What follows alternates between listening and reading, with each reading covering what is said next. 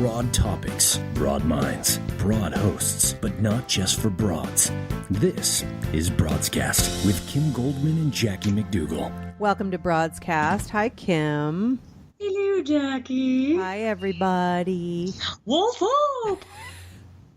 What's up? Wouldn't it be funny if, we were so unhip that we just pulled out all the... I bet you people they don't even know what that's from. The zeitgeist. What's up? Yeah. What's up? That's the Bud Light commercials. Yes.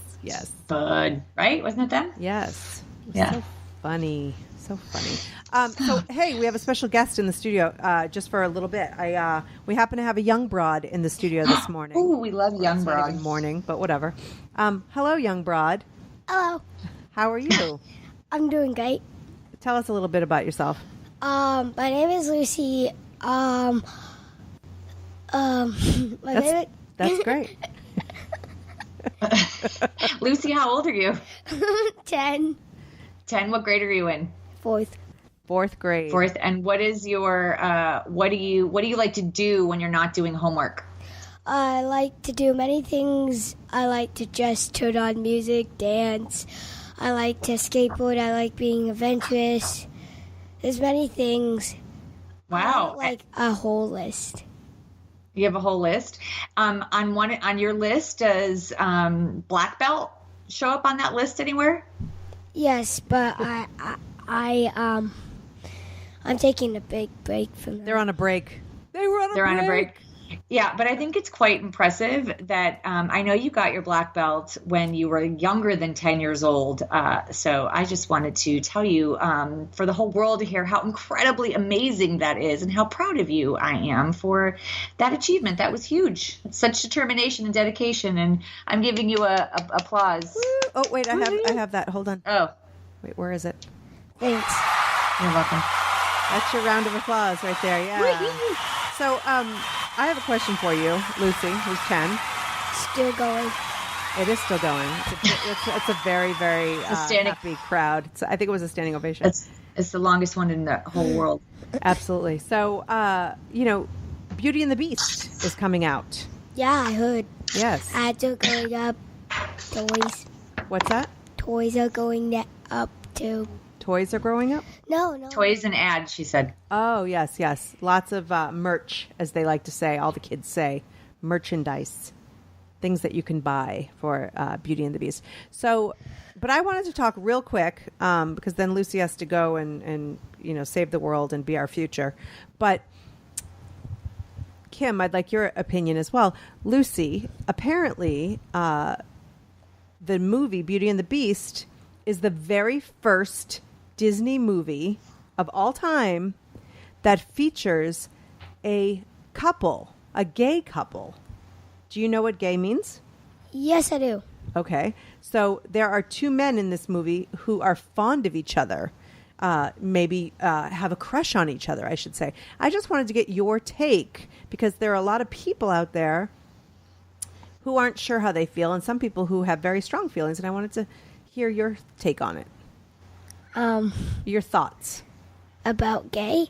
Just about them being in a Disney movie. Do you think that that's an okay place for gay couples to be? Well, it is fine. It's great that more gay people are going and being on movies. That is great. There's nothing wrong with that. I love that. You do? Yeah.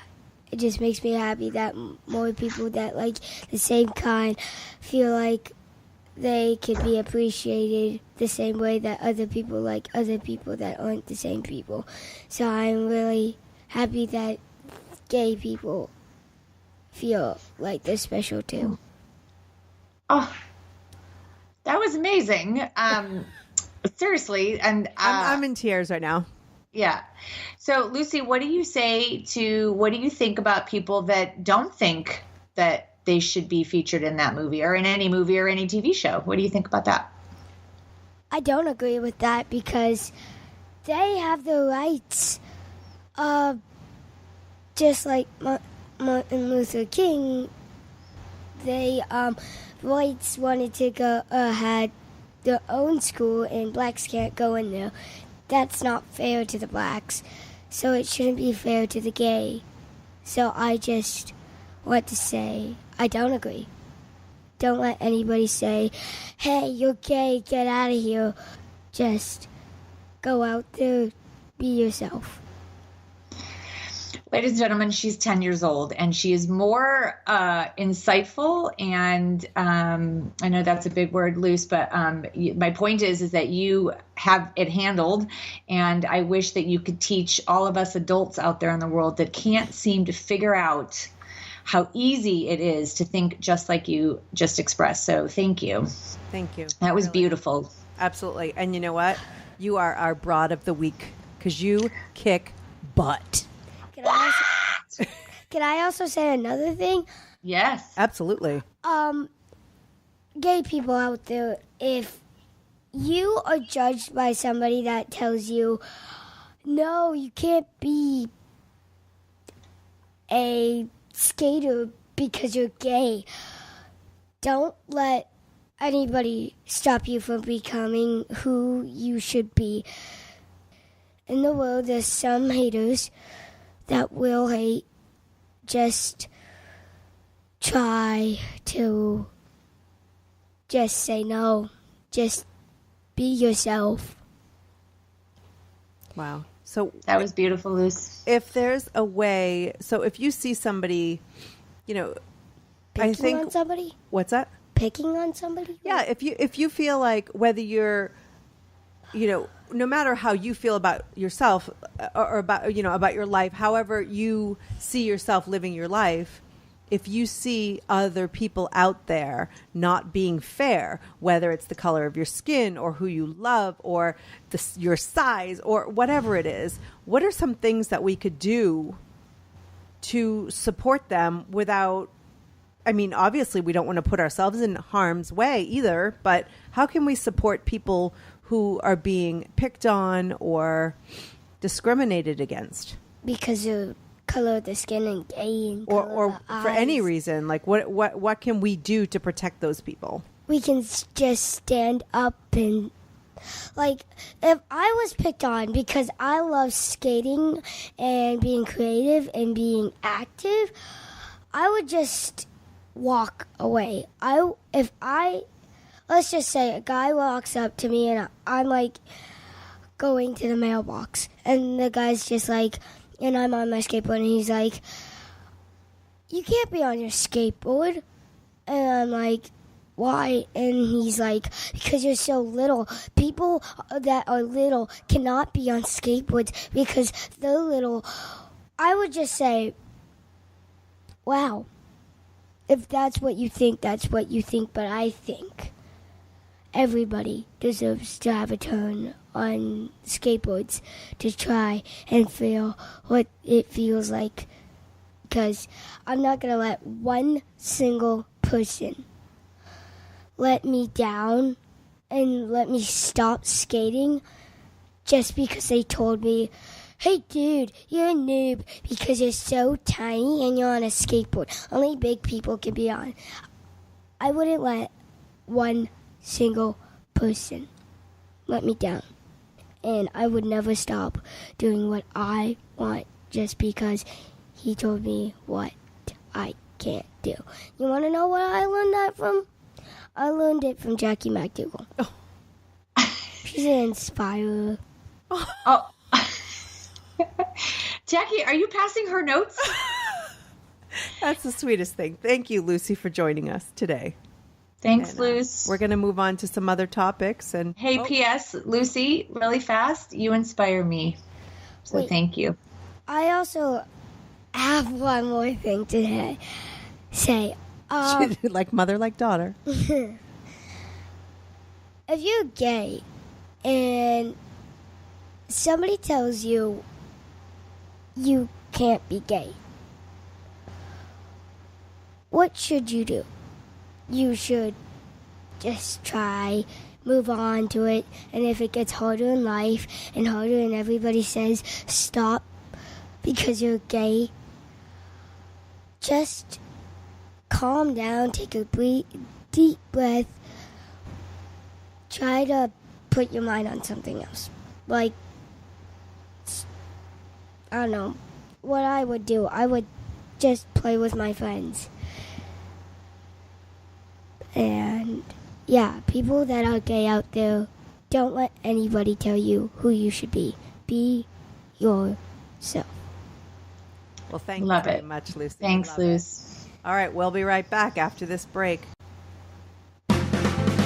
Connect with the Broads on Facebook at facebook.com/Broadscast. Welcome back to Broadscast. Kim, you still there? I am. I feel like I just got put in my place You know? in the most profound and easy, like straightforward, like, oh my God, it's like so easy what she How just said. clear And could it be? Like, it seriously, can't be any clearer. yeah. Yeah. And this is I have always said this now, and I'm not going to diminish any part of what Lucy said for not being her own thoughts, but a lot of that comes from the environment that she lives in, and so I know you didn't like this. Not it's kudos to you and Jeff and your other kids and the home life that you've created, that she feels free to express and to talk the way she does, and how easy it comes for her to share those things. What I've always said is that children are born into this world a clean slate. And, when you look at all the hate in this world, it doesn't come from just coming out the womb. Like we create those environments for people to bury themselves in such hatred. So I look at that and I'm like, she was a clean slate, and you put that there for her to take what she did with it and make it her own. But you created that environment. So I appreciate that, because you're raising kids that are who I want my kid to be around, and who we want our world to emulate and to have that mentality. And so that she's not wrong, that comes from you, that she learned that, and that you are an inspirer. Well, thank you. But, I think that we cannot change what's happening in other homes. We cannot change, what they hear at school. So if I feel like, work together and bond together, not only as families, but as fellow moms and fellow parents. And, I don't want to compare it to vaccines, but yet here I am doing that. Like, it's like that herding, thing. Like, I feel like if we infuse our children's hearts and souls with love and patience and understanding, that the hate doesn't really have a big space out there in the world. Right. But it does change the things that they hear at school. And I mean, that's that whole concept of pay it forward, right? Like my son, very much, like, not nearly as articulate as your 10-year-old, but he knows all the things that Lucy said, and he wouldn't necessarily be able to explain it the way that she did. But if he hears things like that at school, he stops people and he protects people from being in situations where, if they're being picked on or being treated differently because of the way they are. We had a kid in our car recently that said something that Sam and I both were like, no, we don't talk like that in our car. Like, and we model, and so that kid learned something different than what he's heard other places. And so, you do have to, it does change what they hear and what they are hearing other places, because it feels better to be kinder. Right. Absolutely. And I think, I mean, whether they can express it or not, just having that out there, just the knowledge and just the understanding that we're all in this together, I think will make our schools better, and just our future. It's when things feel bleak, I remind myself that it is this, and here I go on my little self-help trail, but like, it's the human connection that we have between people, and between adults and kids, and kids and kids, and adults and adults. And, we may not be able to change things that are out there politically and stuff that's happening, but we certainly can work on our own community and our own neighborhoods and our own homes, and try to infuse a little bit of something positive. So anyway, people are really going nuts about this topic. For the record, I had no idea. They're boycotting Disney, which, I feel terrible for Disney, because they'll probably go under with these. Kidding. It's like, okay. I love when someone's like, I'm boycotting, one of the biggest brands in the world, where people literally pay hundreds of dollars to go on 4 rides in a crowded amusement park in one day. Do you know what I mean? Right. It's like, Disney's not going anywhere. And I think Disney's, I don't know about always, but for many, many years, decades, has been, very friendly to. I guess I feel like I'm so over it. I'm over the fact that people just can't let it, like, it doesn't impact you. Like, if that's a problem for you, don't go see the movie, because there's plenty of other places that you can go and get your needs met. And if this isn't the one, then don't go. Like, I mean, I just don't see, I can't, it's so upsetting to me that we're still having these silly debates over things that, like, my lifestyle shouldn't impact anybody's in Iowa. Like, I don't get it. I don't get it. And it's so, I mean, Lucy shouldn't have to work as hard as she does. Not that she does, but, like, she shouldn't have to think that hard about how she's going to protect herself against people that, like, it's just ridiculous. Like, it shouldn't even be a thought in her head. I mean, it shouldn't even be something she has to concern herself with, that people may treat others differently for who they are, who they love, or what. Like, I can't believe in 2017 we're still having these conversations. And but the key is, though, Kim, that we have to have these conversations. And I think the problem is, that a lot of families are not having them, and that's not going to help either. Well, the conversations go one of two ways. One, like you have with Lucy, which is, who cares? And we love who you are, and you be who you are. And as long as you don't hurt anybody else, and blah, blah, blah. And then the other side of it is, it's evil. It's bad. You're going to hell. Jesus is going to condemn you. And it's disgusting, and hate everybody that's like, I mean, why are those the only, like, it's just bizarre to me. I don't know. Right. It's crazy. So, yeah, yeah. Disney in the news for that. So today on the show, we've got Laura Barron coming on. You've probably seen her all over the television, all over the TV. She's a lifestyle expert. You've seen her on, like, Steve Harvey, and I know when I worked years ago at Ricky Lake, she was on there. And I like her manner of, she's a life coach, and and just kind of deals with relationships and getting hurdles and obstacles out of your way. And so she's going to come up in a little bit, and I'm looking forward to talking with her today. I think it sounds awesome, and I'm always, wink, wink, willing to learn. I'm just kidding. Now, I've always said this, you bring great guests on that I'm snoozing at in the beginning, and I'm like, oh, that was actually really interesting, and I was really resistant, and why am I resistant? And it's great. I hope that the publicists aren't listening to you say, like, I don't want those people on our. No, we joke about it because, like, that is your wheelhouse. Like, that's a place that you're comfortable, and I'm resistant for some reason. So I love listening to all these different points of view, because I do ultimately always learn something. I read a bio today that said the person called themselves a perpetual learner. And I was like, oh, that's good. Yeah, I liked that, because that's where I feel like I'm at in my life. And I just want to constantly learn. And the funny thing is, like, there are certain things that politics, I try to learn as much as humanly possible, where I can help,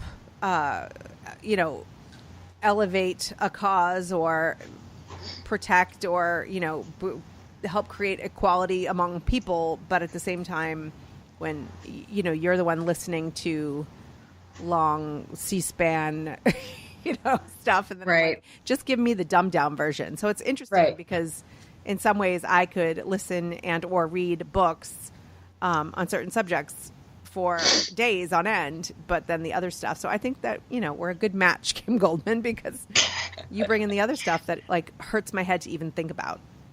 And you're teaching me how to listen to those things without having a headache, because I'm learning how to be Zen. See that? See how that works out? Remember when we had with the meditation lady on, and you're like, no. She's like, if you just take 5 minutes, and you're like, not gonna happen. Yeah. Hey, I'm just setting realistic expectations. Yeah. I learned that from one of our guests. So there you go. You're like, I learned that meditation is not going to happen in my life. Although people talk about this, and this is total sidebar. Like, I don't know where I got. Our entire show is a complete sidebar. P.S. Just saying. Oh my gosh, that'd be the best name for, like, another podcast, sidebar. Well, I guess that would be like a legal one, I guess. But I just think that, people get these, like, existential moments meditating or whatever the heck. Like, I don't know. I just fall asleep, but whatever. What are you going to Okay. do? Yeah. What are you going to do? All right. We'll be right back with Laura Barron, and we're going to talk about some pretty interesting stuff. So stay with us. Subscribe to Broadscast on iTunes. Welcome back to Broadscast. Kim, you're Hi. still here. I'm so still here. Well, I'm very excited for today's guest. We're going to learn some things. Oh, I like learning. I know. I like when you learn. But without further ado, Laura Barron is an elite life coach. I can't wait to hear. Ooh, elite. I love that. You've probably seen her all over the television on VH1, A&E, Oxygen, Today Show, Steve Harvey, countless places. And she has been helping women improve their lives for a very long time. Laura, welcome to the show. Thank you. We are so happy to have you here. So, you and I I know it's so nice to be here. We've given we've worked on other projects together, and I knew one day I'd have to get you back on the show. Well, you became part of the elite crowd. That was it, right? Yeah. So tell us what does That's that exactly mean? what it is. What does that mean, elite Well, life truth coach? be told, let's just not run over the fact that yes, we have worked together, and Jackie, I have looked forward to working with you again. Oh, thank you. Just because you are, well, true story, you are an incredible producer. I mean, you really obviously care about the stories that are in front of you and the people that are in front of you. So I love the fact that you guys are doing this, and I like seeing where your life is going. It's fun. Thank you. And I'm so grateful for social media because we got to, still peek in on each other's lives. So, yeah, especially because I suck at it. Let's be honest. No, but one thing, I mean, well, first of all, let's go to that elite life coach thing. Like, how does one become an elite? Anything. Where do we sign up? Well, it's really based on my clientele. I mean, I tend to work with high performers. And so what they're needing is going to be very different from, I'm not a one size fits all sort of human or coach. There's nothing cookie cutter really about my approach. And that's really based on the fact that I first started life coaching CEOs and politicians that were all men, by the way. So they would have a 45-minute conversation with me and be like, okay, how is this going to affect my bottom line? They were not interested in just like talking about their feelings, et cetera. And that really drove me to be able to really on the spot customize what it is that I need to be able to do for my clients to be able to launch really quickly. That's fascinating because I'm sure you meet a lot of resistance. But before we get into some of the work that you do now, I think it's important to kind of know where you come from. So how did you go from little girl Laura? Nah. Can you see the bow? Totally. And going from childhood into adulthood and kind of discovering this work and where you are now. Well, I was born. And I'm kidding. I was the first time that I really had an inkling. I mean, it was not that long after. The first time I really had an inkling that something was different about me was at 12 years old when a little girl who was also 12 had just gotten into my school and had called me to let me know that she was going to commit suicide. And I didn't really know her well. She had just moved to the school, and my parents were divorced, and I was home alone. I was a latchkey kid. I remember staring at my mom's avocado shag carpeting and talking to this girl and feeling very comfortable in the space. And I was on the phone with her for a good 45 minutes or so, and my mom got home, and she's like, Laura, what are you doing? Because I'm saying things like, and that's why you should live. I mean, who the hell knows what I was saying at 12? But, right. Thank God she did well. And, my mom intersected the call and brought her to appropriate people. And my mom, after that call, had said to me, Laura, you can't be responsible for other people's lives. And at 12, I was absolutely certain that wasn't true for me, that really was something that I was very comfortable in. And for a good long time afterwards, I did what many women do, and certainly what many people do who understand their innate talents and their innate gifts. I work the hell against it. I was like, well, if I have it, then obviously it can't be that great. And so for, however many years after that, I mentored and I volunteered and I was inside of people's lives, but I never really gave myself the space or the credit to say, this is something that I was made for. And, my mom was a counselor and she just, she got back from the Peace Corps like 10 years ago. My Nana was a women's rights activist. So I come from a lineage of women who want to give back, who want to empower, who want to just love the shit out of everybody around them and raise them to a higher level. And it was, oh my God. So it was, my Nana had passed and I was standing at her memorial and all of these people were talking about how she was like so great in politics and she did this and she did that. And I just could not get out of the way of like, she made me chocolate chip cookies that made my heart sing. Like, this woman was such a major influence in my life. And I think that her passing in some ways almost kind of passed the torch to me. And there was just a different comfort level. And then clients who, I was selling advertising time and doing, whatever at that time, but still working inside of people's lives and people's businesses. And one day, one client said to me, I feel like I'm taking advantage of you. I feel like I need to pay you for this. And I think it was that perfect intersection of getting permission, though I didn't, necessarily realize it at the time, but getting permission and sitting in my own power, and then somebody from the outside saying, I see it in you too, Laura, and it's good enough and big enough and, strong enough that I want to pay you for it. And it changed my world. Wow. Those are some magical chocolate chip cookies. I know. As a matter of fact, as I was talking about them, I was like, I don't know if your grandmother she wrapped them in tin foil and put them in the cookie jar. They were always gooey. Yeah. I wonder what else was in them, come to think of it. Yeah. She'd have quite the business now. So. Yeah, exactly. Either that or they were completely laced, but. Right. So where did you go from there? Does that one, was there more schooling involved? Was there, did you just kind of take off? I was embraced. I mean, fortunately, as I said before, the people who I had the privilege of being able to serve were CEOs. And so I got on the fast track of learning. I mean, there's no better learning than sitting in front of a man who, owns that world and demanding that you create incredible change for them. And it was really, it was fascinating. It was really fast. I mean, I was scared, to be honest with you. I was like, I know that I care, but is caring enough? I didn't have that. Let me say this. I didn't know that I had the tool chest. I believe everybody has their war chest of whatever it is that they're wanting to do. Right. But I didn't tap into it. I didn't know about it yet.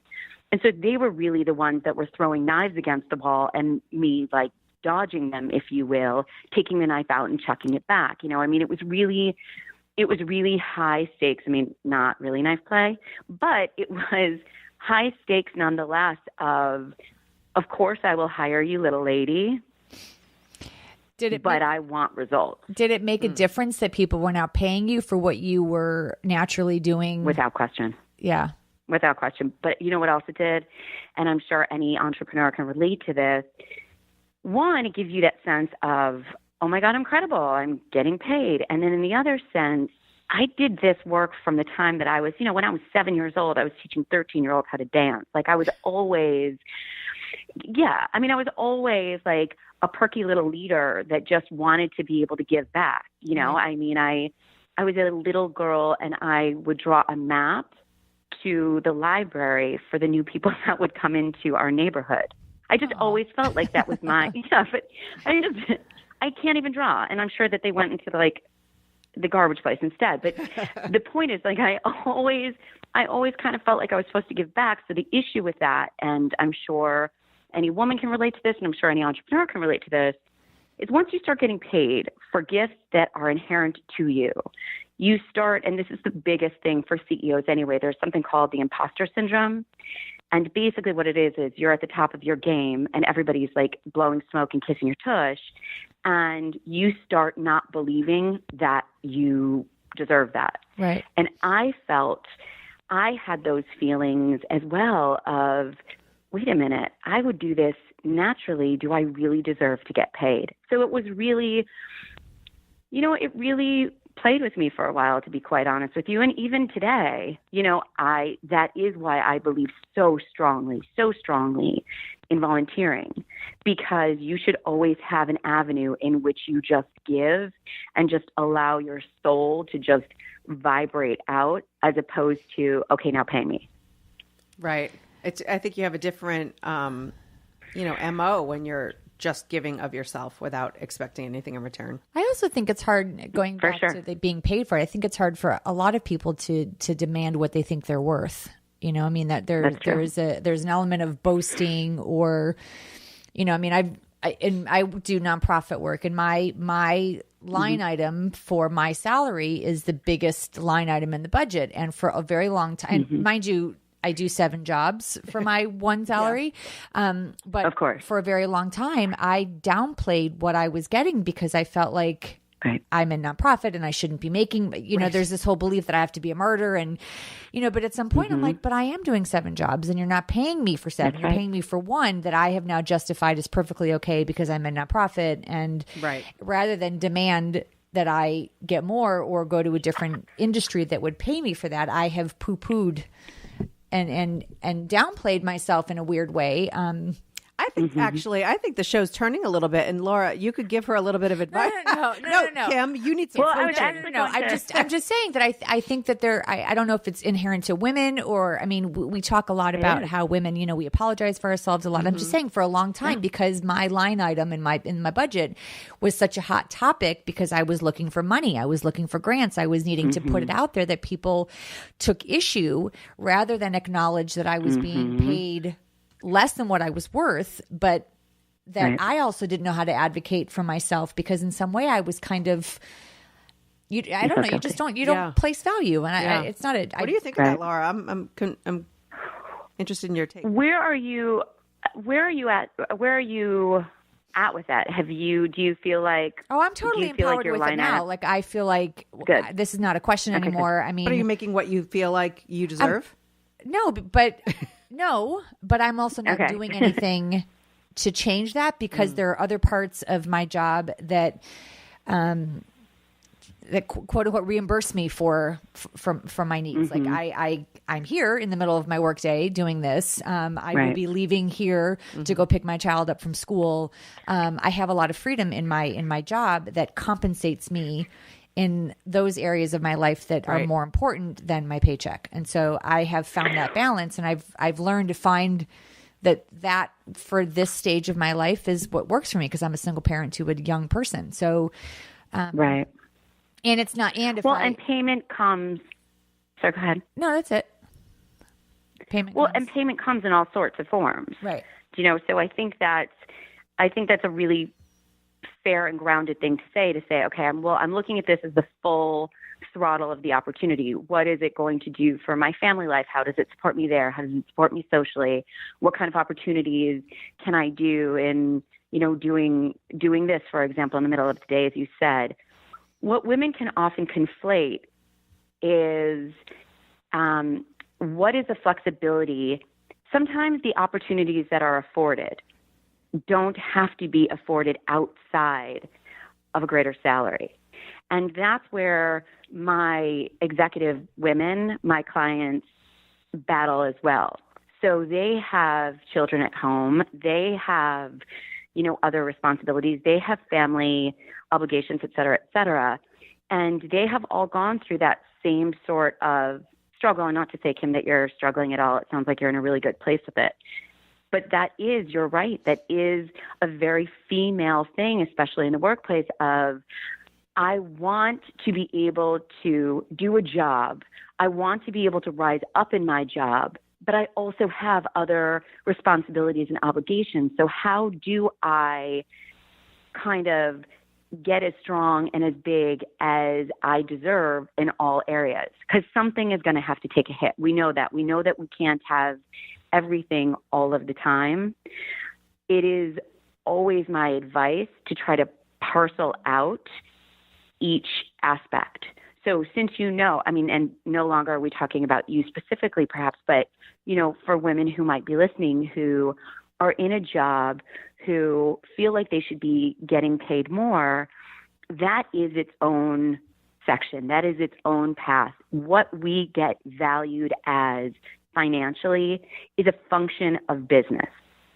Then on top of that, because you're probably going to be doing more, because you're probably going to be giving more, because we also walk around with a tremendous sense of guilt that, oh my God, I've got my family to take care of. I'm not always there. All of these other things.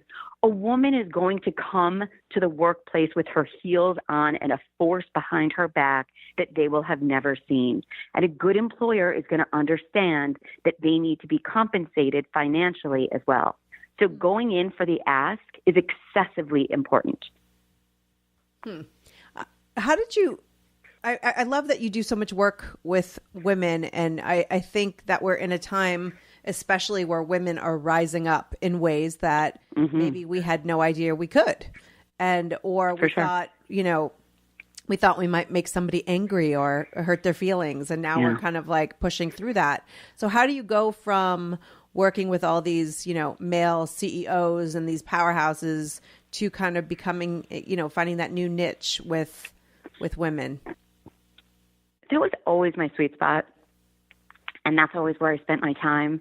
I learned my craft. I was able to really hone my craft with my men. And I still, there are still men that I work with from time to time. And I especially, I'll work with couples, I work with families. Like there's a way of integrating that male energy into my space. But I have a very strong commitment to positive peer pressure in our sisterhood. I mean, I think it is a crock that women can be so nasty to each other, and especially because, on television, I have a strong focus on millennials are often my clients, and to see where our next generation is going with how they treat each other, and looking at every generation to say, okay, well, what are we doing? What kind of role models are we? And how much are women suffering because we're not able to be honest with each other about the struggles that we're going through?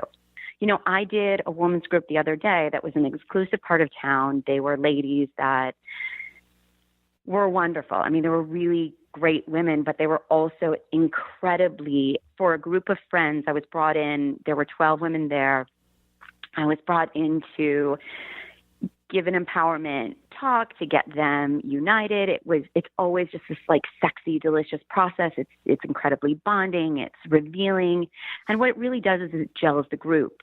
And what I found intriguing, but not unfortunately surprising, is how long it took before one woman would reveal what's really going on in their world.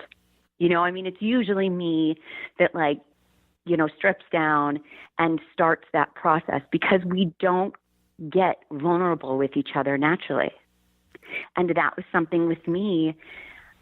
I've always wanted to help that. I think the truth is growing up that I never felt like I really fit in. I mean, consider that I was a 12-year-old feeling comfortable talking a girl off the ledge. I was kind of an intense little child. Why do you think that they weren't willing?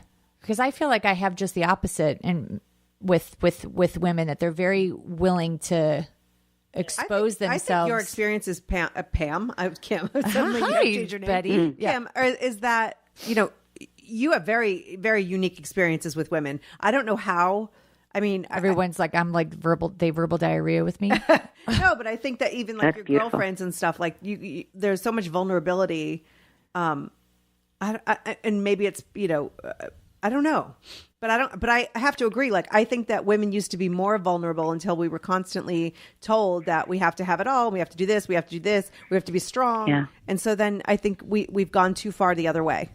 That we don't ask for help. We don't open ourselves up. And What do you think of that? Well, and I think there's two things going on. One, I think that it's beautiful that so many people are vulnerable around you, Kim. And I think that what that really should reflect to you is how open you are and how warm you are. And there's probably, you're giving a lot out that people feel like they too can come to you kind of wounded, or wherever it is that they are, that you're probably not somebody that feels like they're going to judge, so it says everything about you. So it's the highest compliment. It's really the highest compliment. Well, I guess, yeah. Yeah, go ahead. No, I also, I appreciate that. I think Jackie and I talk a lot about this with guests that we bring on, about being comfortable in your skin and feeling, kind of, I'm more confident now at this stage in my life as opposed to being worried what people are going to think of me. I'm so past that stage that I just don't care anymore, but I'm guarded to an extent with certain people, but for the most part, like I'm like, here it is, all warts and all, like, here's my failures, here's where I'm sucking, here's where, I guess because I don't have the energy to kind of hide behind a facade anymher. That's exhausting. So yeah, it is exhausting, right? I know it is exhausting, but I think that actually marries kind of what Jackie is saying too, because even as you give, when you were saying, like, you tend to have more open relationships, but you also can be guarded with certain people. Mm-hmm. There is something about the way that women share can be very open, right? Like, oh my God, and then this happened with my husband, or I'm dating this guy, or, whatever. But when you're talking about real vulnerability, things that at 2:00 in the morning, you find yourself with your pillow, unable to remove from your head. The things that you walk into a room and, they get stuck in your throat. Like, those sorts of physically, oh my God, this is in me so deep, kinds of things are not the things that we're revealing. And those are the things we need to get out of our systems. Right? Because we are not the only ones that are feeling them. At 3:00, I cannot tell you how many conversations I have had, clients, friends, whomever, and specifically women that will say, oh my God, I was up at 3:00 in the morning and I was spinning and I couldn't get this out of my mind. And I would want to say, like, I wish you would have called me. I was up. I was having some hot chocolate. Me too. Like, who's not?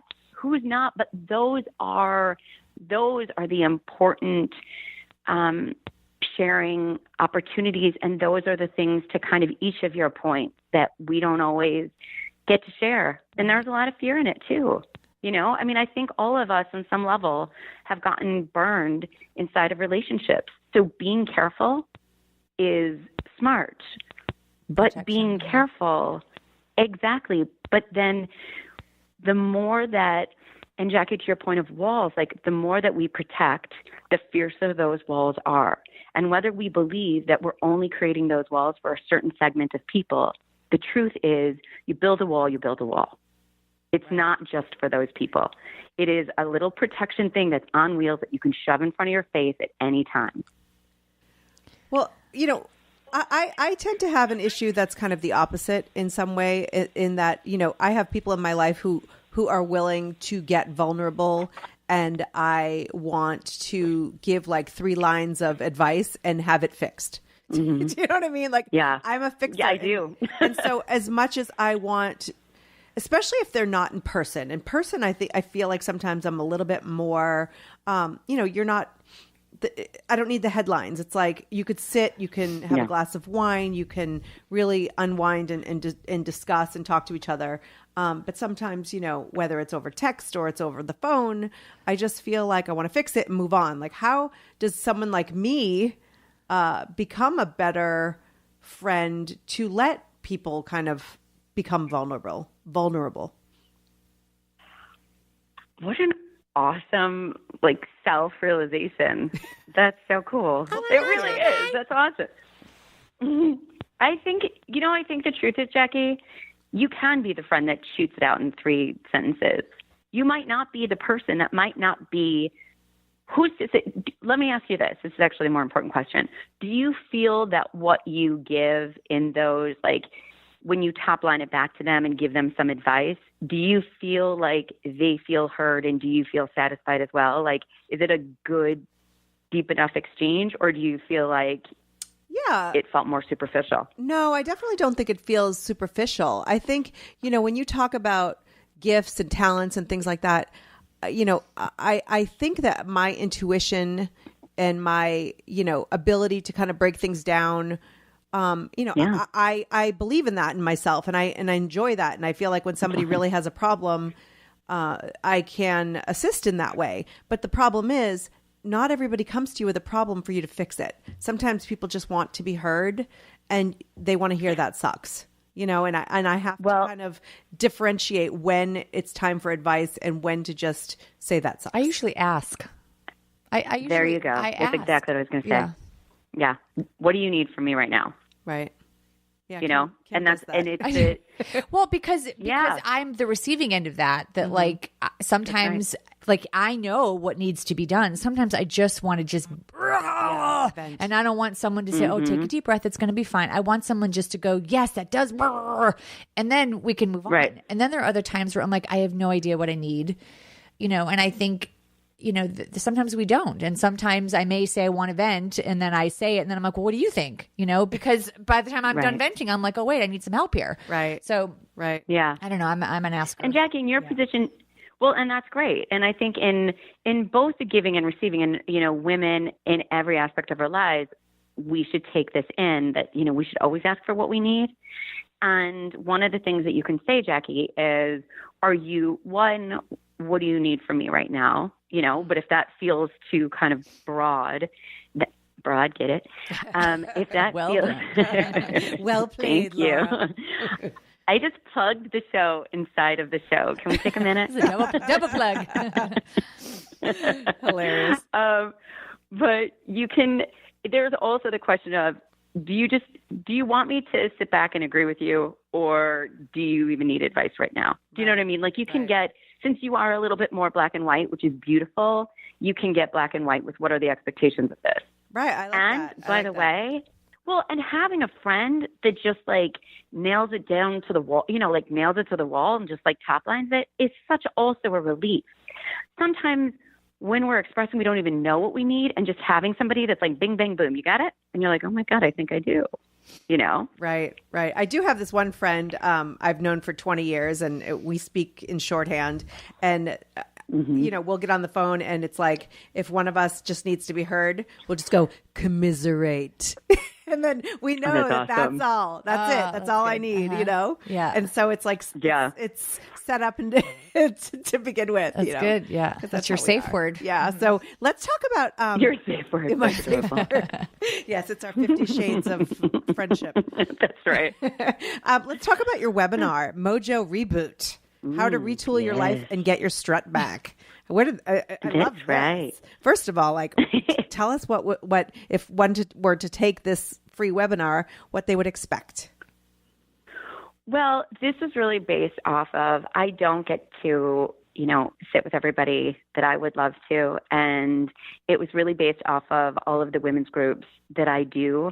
And it's really, that is our hottest topic of just how to get back into yourself, how to own your life again, how to get dating again, how to feel sexy again, just how to get your in order. Let's just say that, and that is, I wanted to be able to, like you do, Jackie, top line for our audience, for my audience, for the women who are in a point of transition and who need some, like, quick hit tools. I wanted to be able to start driving content out to them where they can get heard and they can find some real solutions. So it's really taking my practice that I do with women's groups and just spraying it out. I wish I had a different word than spraying, but I said it. It's all good. So how would people find this, find the ability to check it out? You can either go to my website, which is asklaurabaron.com, and just in the info at asklaurabaron, send the request in, or you can hit me up on Twitter and I can send you that email address. So you can subscribe that way as well. Awesome. Well, we really appreciate your joining us and giving us your insight. And it's funny because earlier in the show, you talked about imposter syndrome. And just a few days ago, I had texted Kim that I want to do an entire hour on that with, women from different, different lives and different backgrounds and different, perspective. So we'll have to have you join that. I didn't realize it was called a thing. I just thought it was life. Like everything. I know, right? No, when you said it to me, I was like, wait, what's that? And then you said what it was. I'm like, oh yeah, totally. We all have that. Like, I just didn't realize it. It was a thing. Girl. Yeah. We all think but I think male and female, it's like we all feel like, oh, we're going to be discovered that we're full of crap. Yeah. That's how I feel every day as being a mom. Yeah. Yeah. So I was asking Kim that for sure. She does a lot of on-air stuff too, and I asked her if she felt that way, and you actually said that's not where you feel it. Oh. But right. no, which I think is great. Yeah. Because I think sometimes, especially in the entertainment business or media, right. I bet there's a lot of imposter syndrome. Yeah. So. For sure. Well, thank you again. Go ahead. My pleasure. Thank you. No, I was just going to say, it is nice to, and this is like, it is nice to just know that we're all feeling the same thing. It's not so unique, Right. I mean, so it makes it just makes it a little bit easier, I think. Absolutely. Yeah. And I think that wasn't that prolific that we needed to stop our goodbyes. No. Let's be honest. No, but it's a great way to end the show is that, I think that opening up to other people is the benefits of it far outweigh the risk that you might be hurt by it. Yes. If anything, it's the most empowering thing that you can do, because at the end of the day, you are still in charge of how you give out, and you don't need to build that wall. Well, there you go. Wow. Well, thank you so much, and we'll see you on Twitter. My pleasure. Everywhere else. Okay, sounds good. Okay, bye-bye. Bye, Laura. So I just, she's got that way about her where you just kind of like sink in to listen. Yeah, she has a very calming voice and all that good stuff. Yeah. So don't forget, you can support the show. Head over to Facebook or Twitter at Broadscast or, anywhere podcasts are heard. Anywhere the web feelers can grab you in the web world. In the World Wide Web. But thank you so much for listening, and we'll catch you next time. Adios.